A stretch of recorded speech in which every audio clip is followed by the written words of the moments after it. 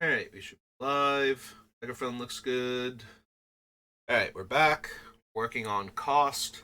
So, last time we finished up selecting cards from the list.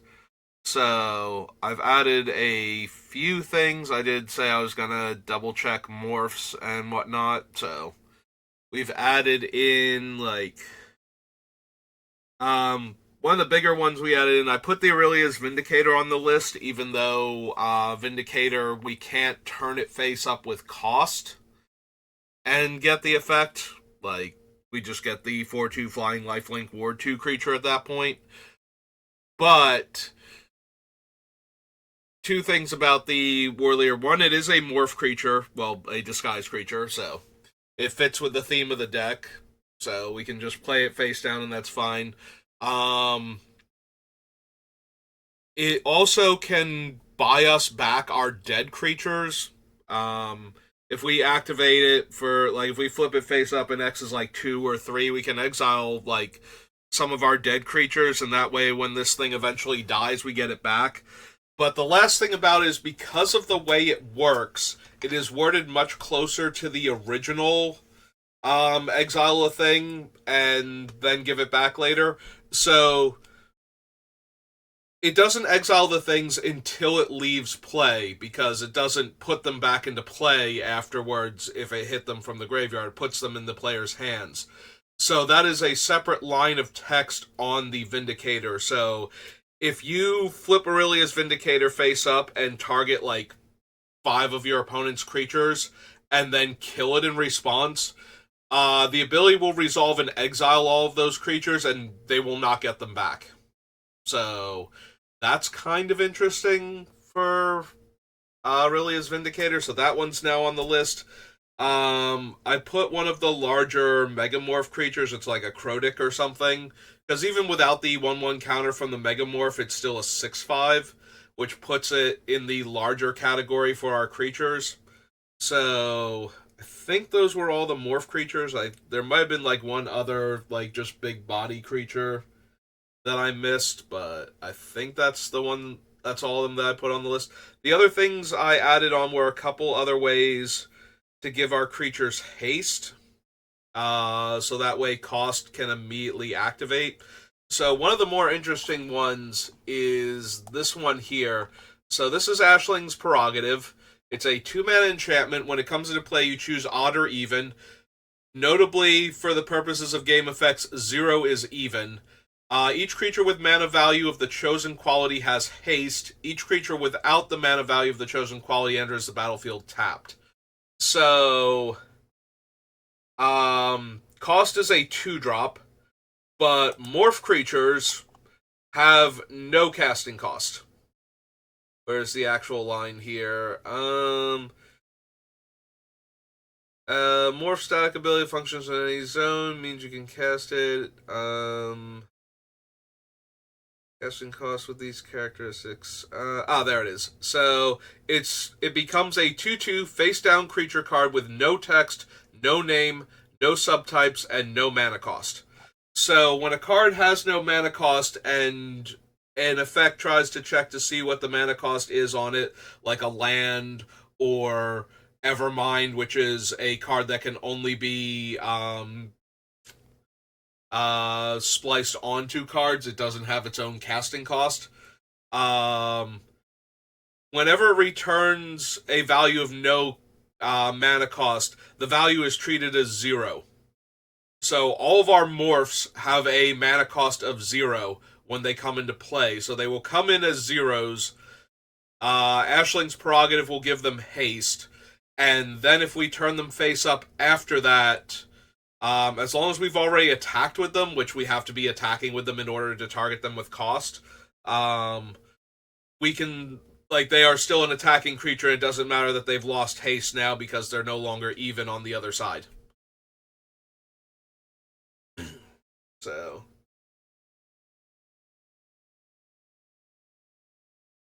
I did have to double check this and make sure that they weren't treated as though they had a casting cost of like 3 or something for this effect, but yes. And Ashling's Prerogative specifically cares about the creature when it's in play, not while it's being cast.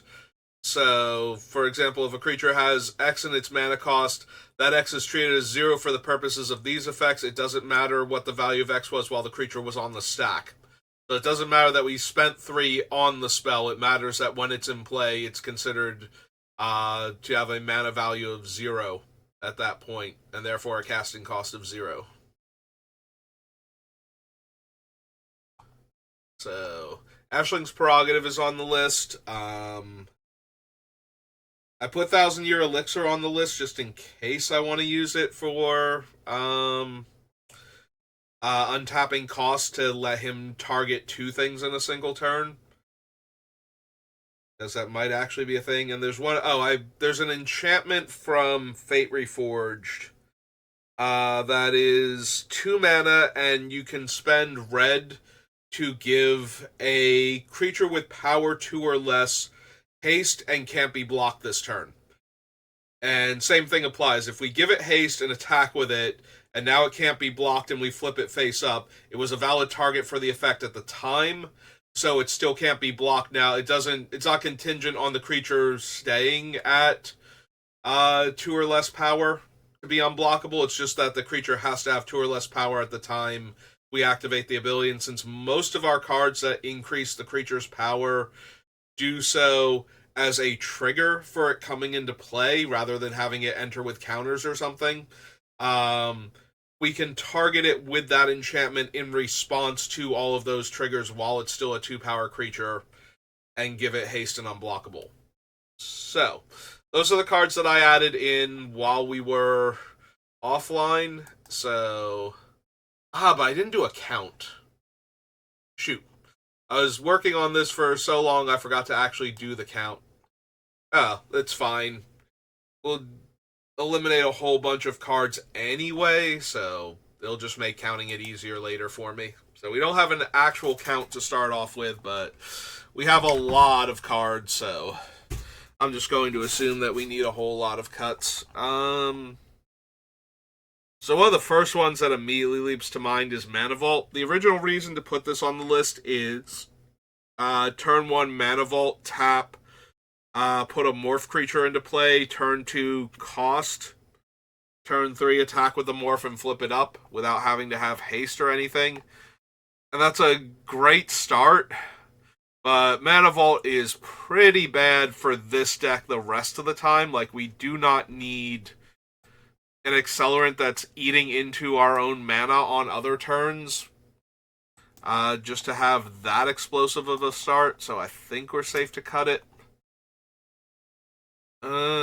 We actually wound up with a whole bunch of card draw. We probably don't need Sylvan Library specifically anymore. All of our card draw is contingent on our creatures, pretty much, but we have... Like, that's the focal point of the deck, so we should have enough creatures that's not a huge deal. And we have multiple different ways to draw cards because of them, from attacking with them while they're face down, attacking with them after turning, like, having turned them face up, just having them come into play. Like, we have a whole lot of different ways to draw extra cards off of our creatures, so I think we're good in that regard. I did add Worldly Tutor. I said I was going to at some point. So with the cards that manifest the top card of our deck, we probably want Worldly Tutor. I don't think we need Sylvan Tutor also, but once we start getting closer to the finished deck, we can start looking to see if I actually want another Tutor to the top of the deck effect in order to manifest another card. We're keeping Allay and Shattering Pulse for right now, but I can see cutting them based on our other artifact and enchantment removal that we have. Greater Good is another way we can draw lots of cards with our creatures, so just another reason why we probably don't need Sylvan Library. Probably. It does help that it's another way to reorganize, but we have Top and we have Scroll Rack, so I don't think we need Sylvan Library also to manipulate the top cards of our deck to make sure we know what we're manifesting at any given point in time. Rancor, Aura Shards. Fires of Yavimaya is one of the better haste granters. Vladmir's Call is just a straight up creature tutor at instant speed for 2 mana. We might cut some number of the just big dumb morph creatures once we get closer to the end, but I need to see which ones we have. Because I can definitely see cutting like the 5/5s or the things like the Skittish Valak. The nicest thing about this one is if we lose a flip, um, we get to turn it face down, which means we can turn it face up with um, our commander again in order to draw an extra card off of it connecting, um, or draw a card off of it with Yars for it being face down, or any of the other things that will happen when we have a face down creature with this deck. So yeah, the Valisk might still make it just for that. Um, like I can see losing the Vigilante or something since we have multiple other variants that naturalize when they're turn face up. And this one is not optional. I don't think it's up to either. To double check that, but pretty sure Nantuko Vigilante specifically, when it's turn face up, just naturalizes an artifact or enchantment. So, um, Rockshard Elemental is the double striker. I can see losing the Shaleskin Plower. Like, it's nice to be able to destroy a land, but we wound up not having ways to turn our creatures face down. Backslides in blue, and the expose the culprit. Unfortunately, only turns disguise creatures face down. When they do a thing like this, I would really like them to just like suck it up and put the other mechanic on there that the thing is mimicking, so that way the card has the utility with the older cards. Rather than like they're worried that they'll confuse newer players. It's like, well, what is morph? And it's like morph is disguise. It's literally disguise without the ward 2. It's the older version of this mechanic. If you encounter anybody who has been playing Magic for any amount of time, most players who played with morph accidentally call disguise morph all the time, including me. Because it's literally morph with extra text. So I really wish they had have just gone ahead and said creatures with disguise or morph face down. Or if it just cloaked all of your creatures and shuffled them up. Like, I'd be okay with that one too.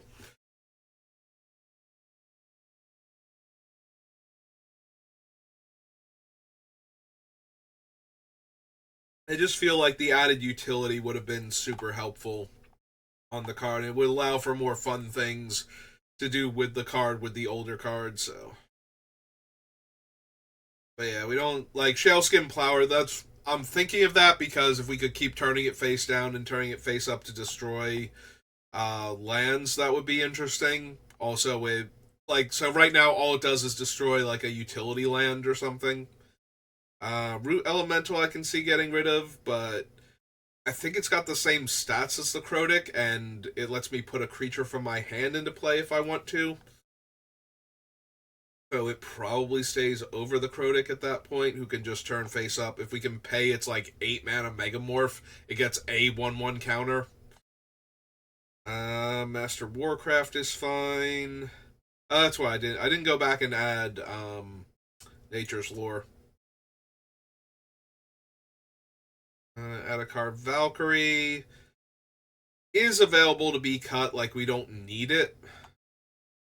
Its big thing is that I can return the creature that's about to die to the battlefield face up. So, but we've got a bunch of things that bypass the cost, and this thing is itself a 6-drop. So, yeah, I think I'm okay cutting it.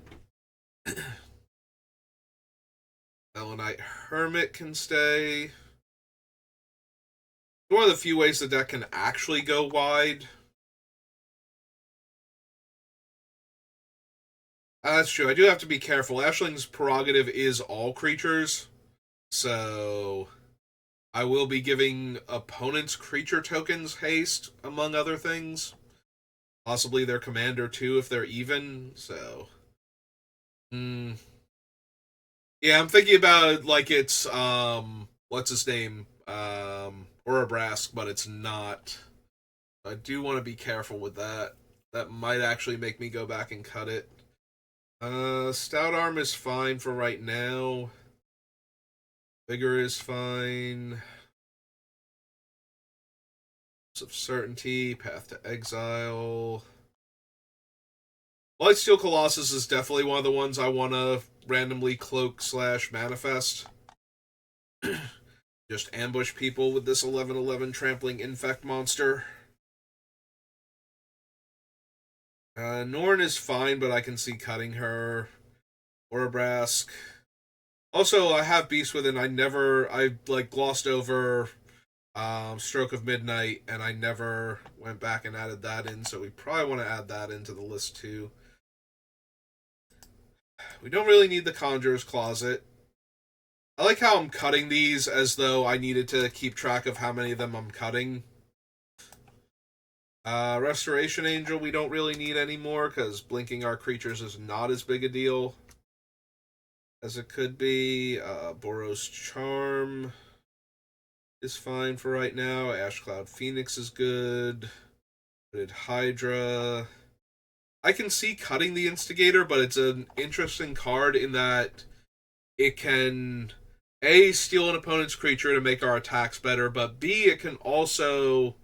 Oh no, wait, it can't do that. I'm sorry, it's only if it's your turn that you get to steal the creature. Never mind. I'm thinking of it like the uh hot red handed where you can take the creature out of combat even though you can't attack with it, but yeah, it actually does not let you do that with Jeering Instigator.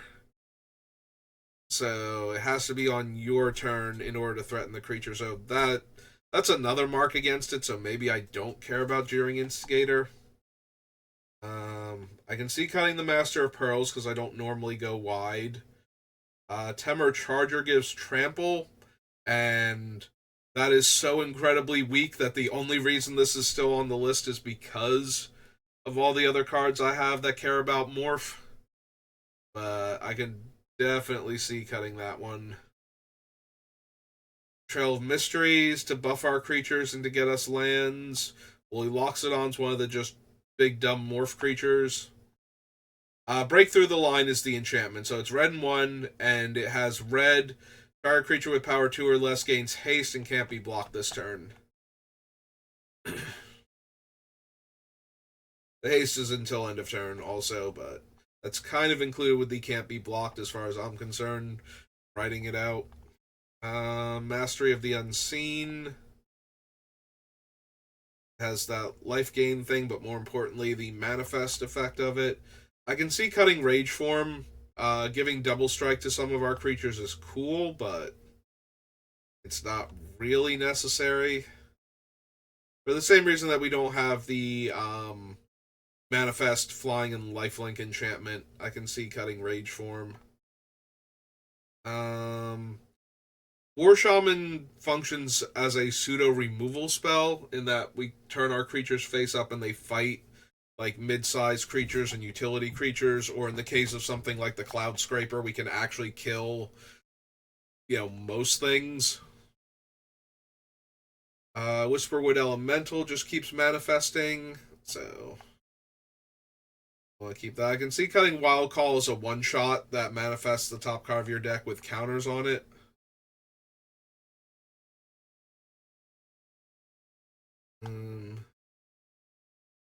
I want to keep most of these. Like I said, the Segmented Crotech is the one thing that can go, because it's just a 6/5.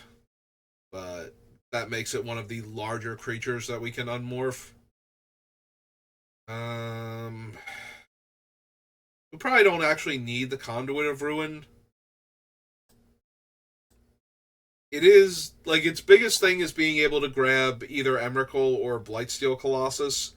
So that way, if I have the Scroll of Origins, I can manifest them from my hand. But it does put it on top of my deck. Oh, that's right. It puts it on top of my deck, so I can manifest it with the other things too.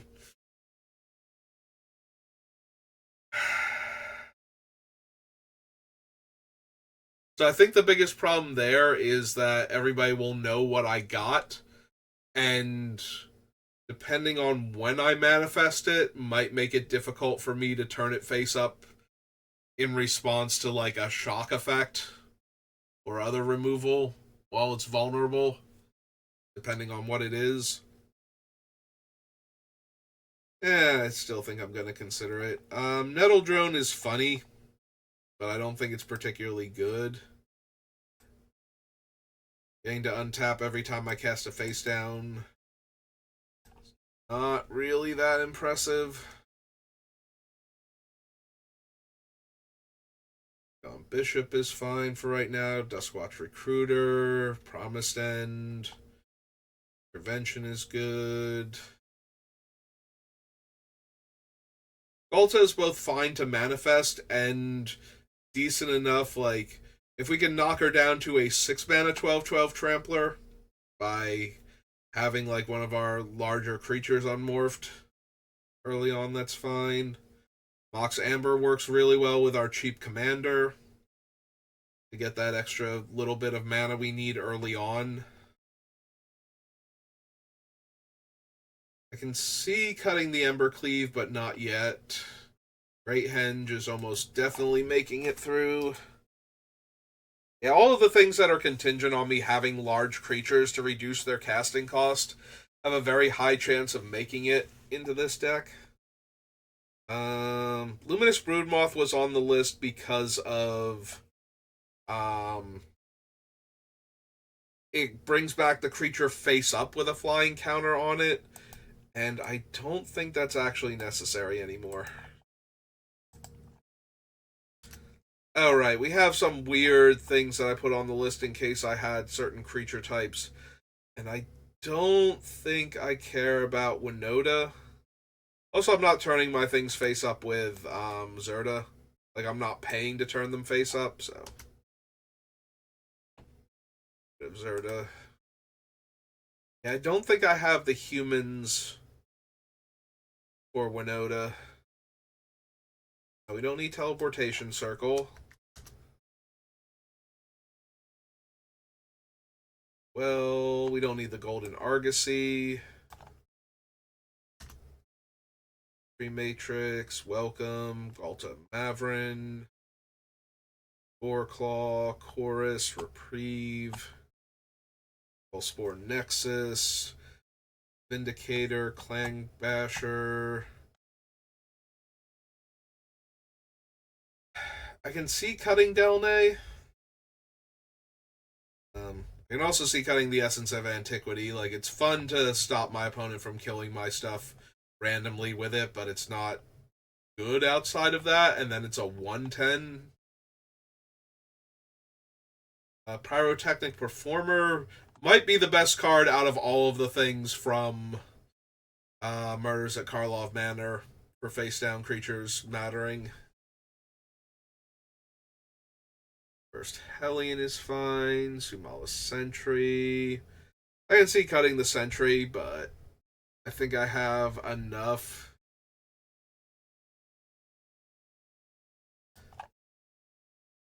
Face down creatures that I'm turning face up that just having this random 2 mana 1/3 throwing out extra counters and getting bigger is enough. Yeah, Vengeful Creepers are other naturalized. We've got like 4 naturalized creatures or something. Yaris, yes. Fauna Shaman, probably. Hunter, maybe.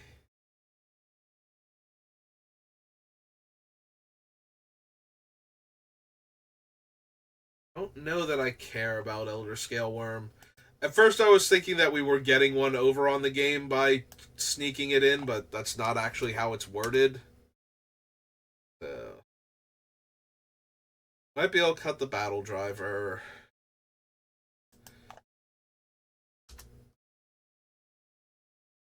Might keep Colossal Majesty, depends on the other card draw I have. Recruiter of the Guard. Recruiter of the Guard gets the 2 or less toughness creatures. There's a bigger. We don't really need Abdel anymore. He's not doing the thing I was gonna put him in the deck for. Another one of the getting around paying to flip creatures up cards.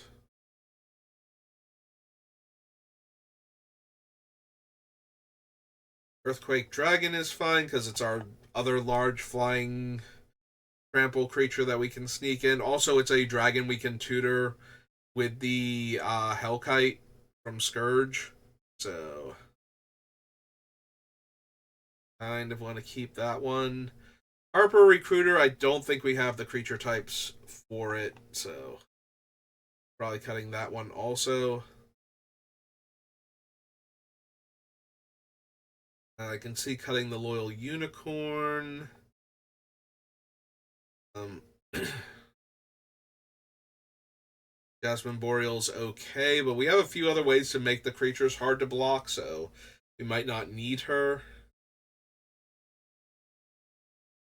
Probably want to keep Kaust, because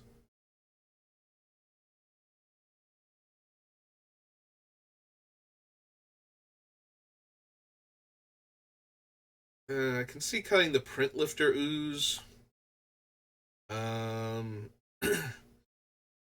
yeah, phasing doesn't actually flip up our morph creature, so I don't know that we need the Gallifrey Falls. We're not blinking things anymore, so we don't need a meal. We have a Mana Crypt. Alright, so here, real quick, let's add the Nature's Lore to Ice Age before I forget again. Because I keep meaning to add it in.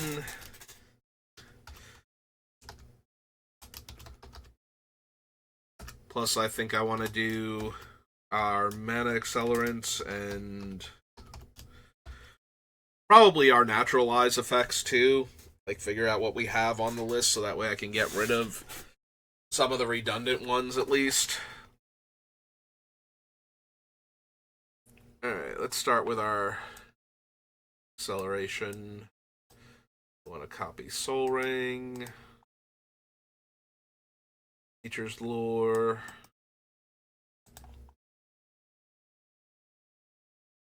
Phase Shatter, Greater Good, Rancor,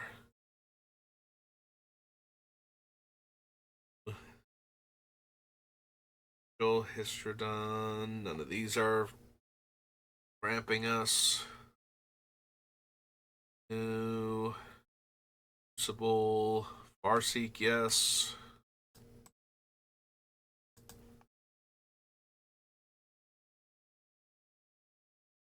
Oh, Austere Command, Brian, Vigor, Lapse, Path, Lightsteel, Beast, Norn, Orabrask, Mentor, Boros Charm, Ash Cloud Phoenix, Hydra, Jeering Instigator, Master of Pearls, Mysteries ramps us,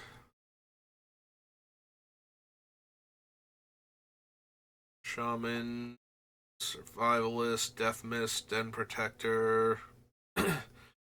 Technically, Obscuring Haze makes our spells one cheaper, so I guess we put it in that category. Kind of like a what's their names? The talismans or whatever, medallions. Medallions from Tempest. Um Conduit of Ruin. It makes our things cheaper, but that's not really what it's in the deck for. Like, yes, I can play my face downs for 1 mana, but or I can cast like one of these guys cheaper. The few face up ones that I care about. Heroic Intervention, Galta, Mox Amber's Ramp, Guardian Project, Rhythm. I hesitate to call the Great Henge Ramp. Like, yes, technically I can get into play very cheaply, and then it will tap for double green. But by the time I'm doing that, I don't super care about the extra green mana. I care way more about getting the card draw and +1/+1 counters off of it. These are ramp spells. Again, Elven Chorus technically makes my things make more mana, but that's not what it's in here for. It's in here to let me cast my creature spells off the top. Belt, Hide, Nervous Gardener, Pyrotechnic Performer. Yeah, none of these are actually ramping me. 3 Visits is a ramp spell.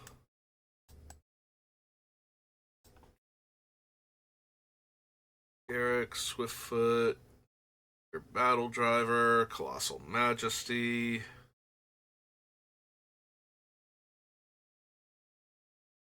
Vera.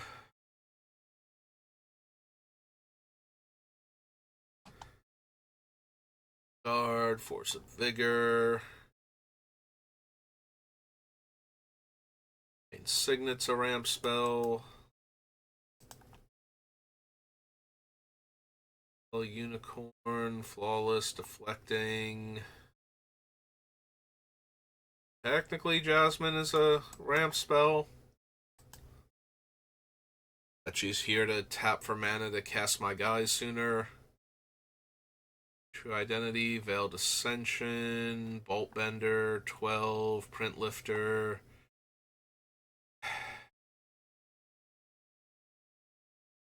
Yeah, Panoptic, again, very similar to the Conduit of Ruin. Yes, it's making my spells cheaper, but it's primarily in here to double up on the triggers from turning my things face up. And Mana Crypt.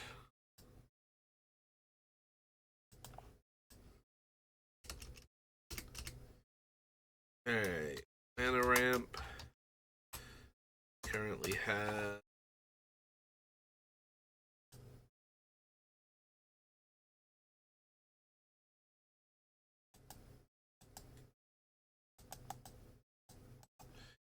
Big Trail of Mysteries off and there. Now we can see Soul Ring.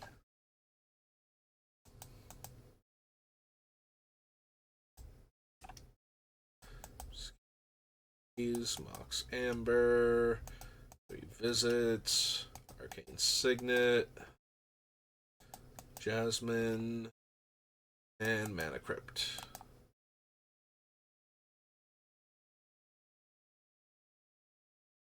I mean, that feels like enough ramp. Like, I don't need to add anything, but I also don't feel inclined to take anything away.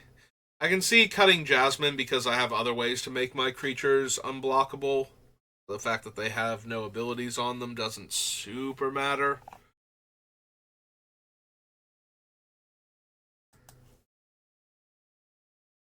Alright, so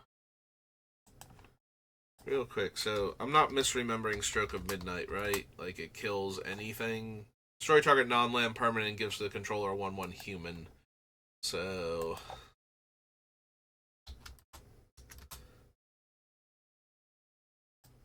I did want that card on the list because I might actually cut Beast Within to run Stroke of Midnight.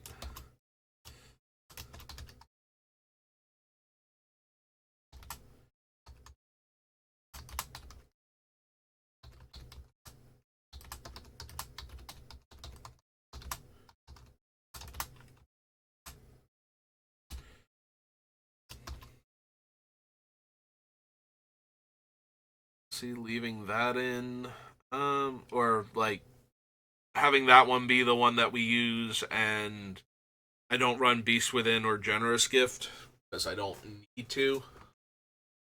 Also, giving opponents 3/3s is slightly weird again with this deck. I was gonna say against this deck, but also just in this deck in general because I'm making so many 2/2s Actually giving them a 3/3 seems questionable at best, especially if I have other options. Alright, so let's do our removal package next and see what we have to work with. Swords.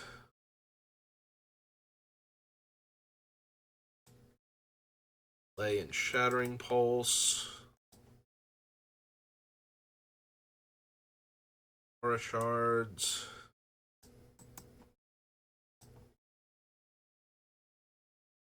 Ulted Angel, Histrodon, Colossus, Balisk, Baloth, Hellkite. Ah, there's a Vigilante. I was going to say, are none of these utility effects that destroy things? Honestly, I'm just going to cut the Shell Skin. I don't think I'm running it. Marauder is a pseudo, like, utility creature removal spell that's killing small things. Says top, Warcraft. What austere command?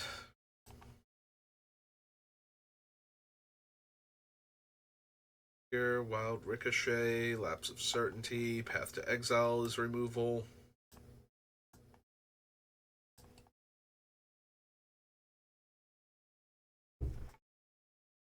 Beast Within.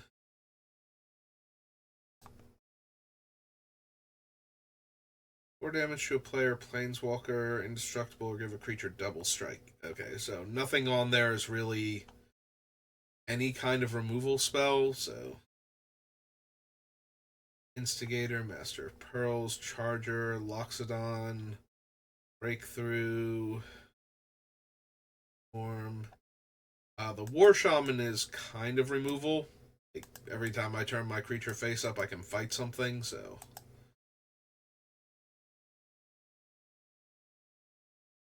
Yes to their survivalist. And Hidden Dragon Slayer is 11. Conduit, Bygone, Emrakul, Hunter, Project.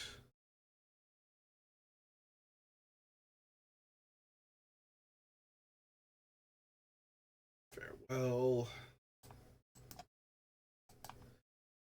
12 cards now. Galta, Sorak, Chorus, Reprieve. Stroke is 13.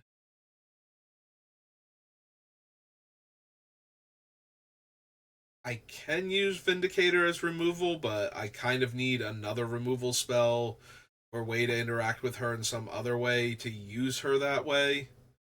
Unless I just want to use her as temporary removal or I'm targeting tokens. Since I'm Antiquity, Codebreaker.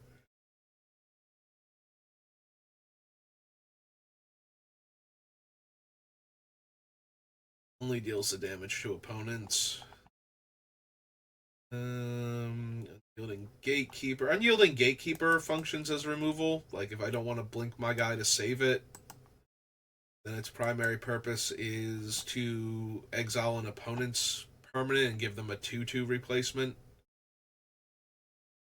Vengeful Creeper was also a removal spell. I could have had them together. 15.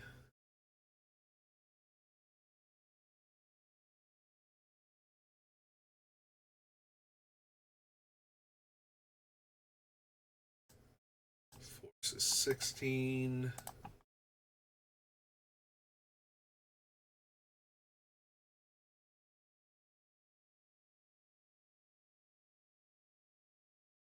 Nope. These are removal. So I see Imperfect is.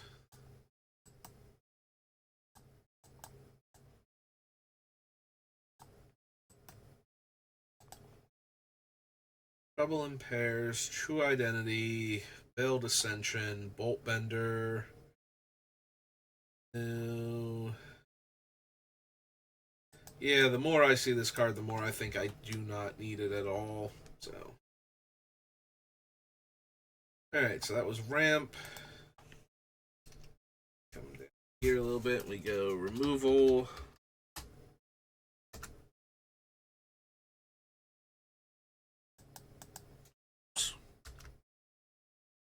All the other times it doesn't want to go on the first click. Every once in a while it does, just to mess with me a little more.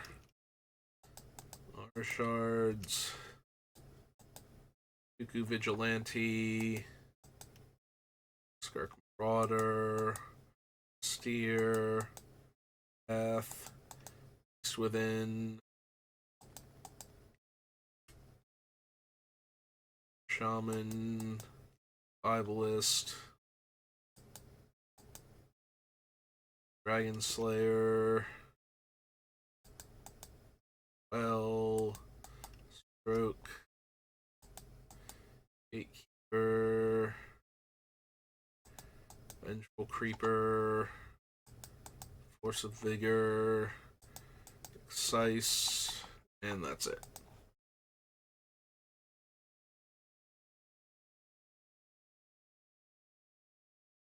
Alright, so Artifact and Enchantment removal. We have Allay, Shattering Pulse, Aura Shards, Vigilante. Austere Command can do it. Beast Within. Survivalist. Dragon Slayer. Oh no, that doesn't destroy Artifact and Enchantments. Farewell, Stroke of Midnight, Gatekeeper, Force of Vigor, and Excise the Imperfect.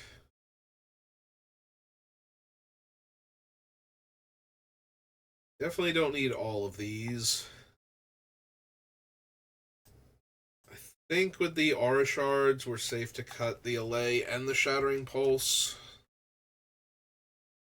Also, a lot of the catch-all mass removal spells can hit problematic artifacts and enchantments, so. And yeah, oh, I cut those off of this thing, but this is a sub list. I actually need them so I can remove them off the main list.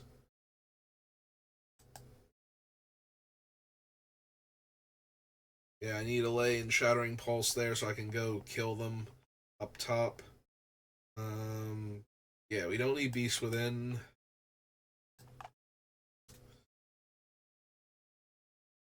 So the Vigilante's a 3-2. The Inox only a 3-2 if I actually pay to flip it up. If I flip it up with what's his name, then it's only a 2-1. But at the same time, it's 2 mana to flip it up. I'm pretty sure I can afford that most of the time.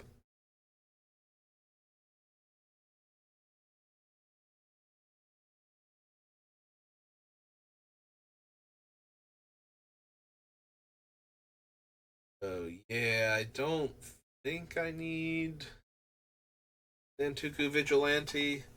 I'm also pretty sure I don't actually need the Skirk Marauder either.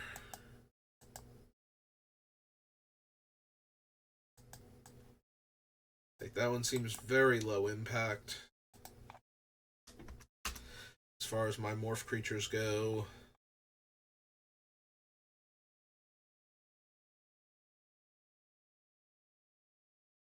Gatekeeper, Vengeful Creeper, Force of Vigor. Yeah, I think I can probably cut the Force of Vigor too. Like I said, I have so many ways to kill all of my opponent's artifacts and enchantments. I don't think I need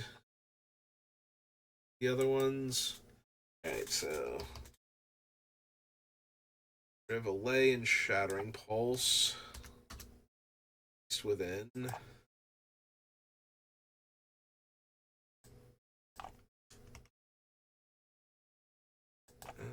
Vigilante.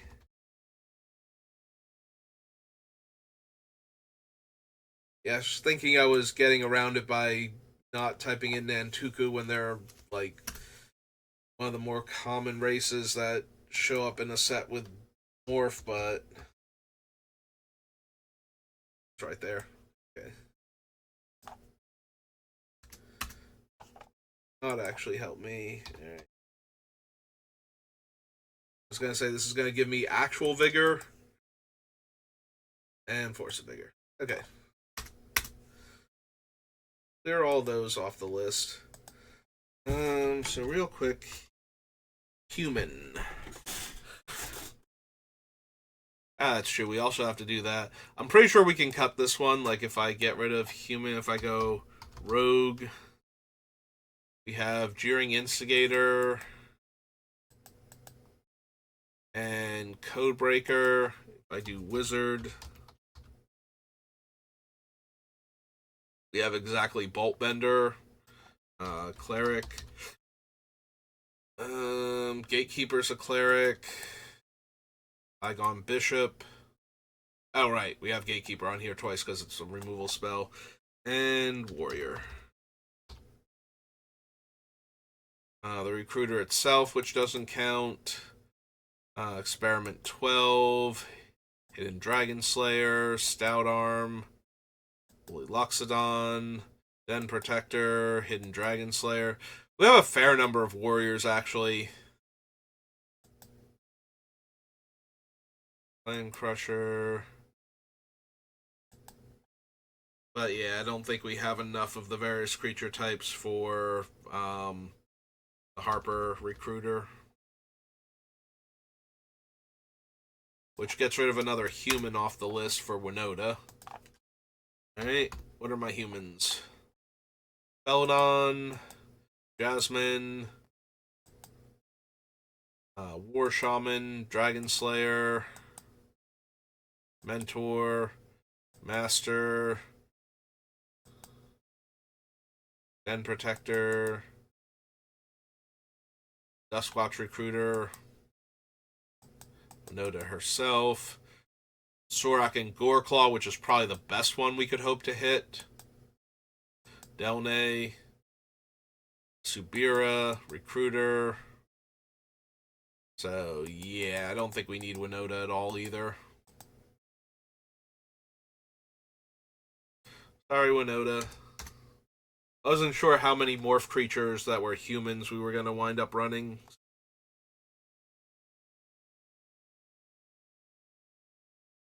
Alright, so that's those off the list. Alright, we're getting relatively close to time. You know, I can probably cut Wheel of Fortune.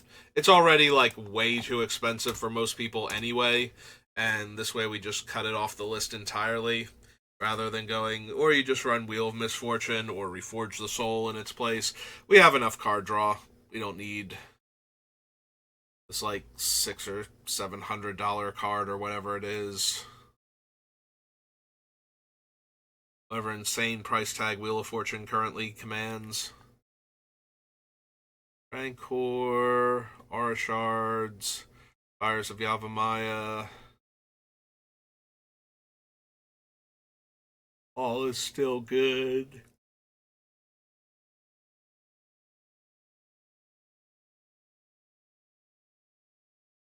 I think all of those morphs are still fine. Hellkite, Cloud Scraper, Rock Shard Elemental, Root Elemental, maybe. Mr. Warcraft, Thelonite Hermit is fine for right now. I can see cutting the Hermit because I don't really plan on going wide, so I don't need a thing that turns into like 5 little guys in a trench coat, but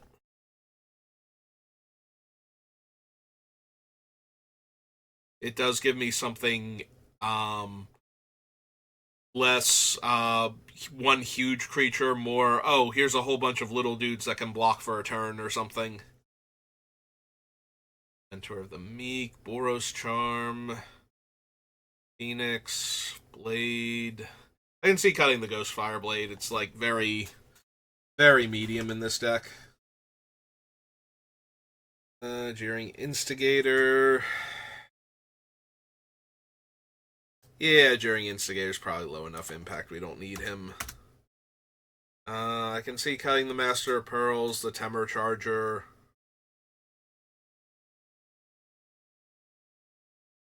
Yeah, we probably don't need Rage Form or Wild Call,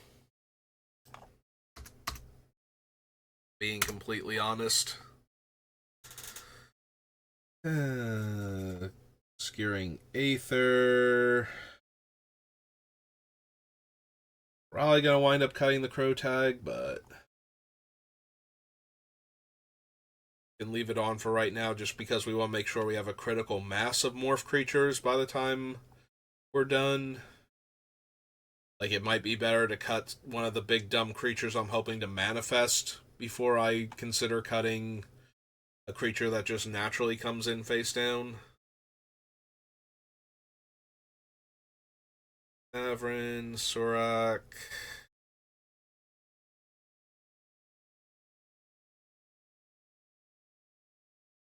Hmm.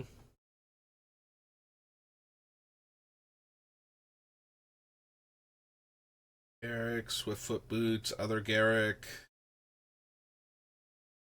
Probably not running the battle driver, honestly. Like, having it be on a creature. Um, like, I'd rather have Aurabrask if I'm going to run a creature that's giving my guys haste.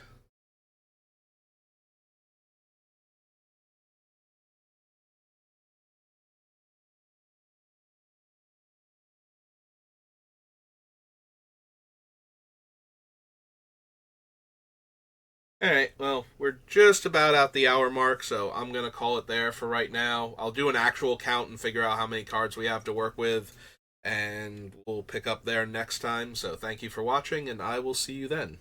Have a good rest of your day.